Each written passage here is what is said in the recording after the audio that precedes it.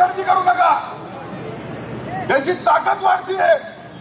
आपल्या 12 बलुतेचा जे काय 18 पगड जाते त्यांचे पारंपरिक व्यवसाय आहेत, त्यांच्याकडे जा, त्यांच्याकडनं खरेदी करा.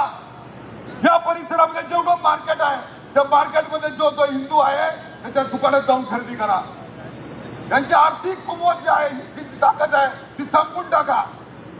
त्यांच्या ताकद कुठून येते? हा पैसा कुठून येतो त्यांच्याकडे?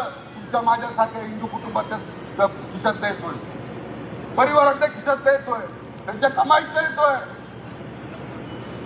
आज सगळ्यांनी पहिला ठरवलं पाहिजे, यांच्याकडे कुणी खरेदी करणार नाही, यांच्याकडे कसल्याही प्रकारचा व्यवहार करणार नाही. मी 2 महिन्यापूर्वी आंबोली घाटामध्ये गेलो होतो. 5 गावं होती.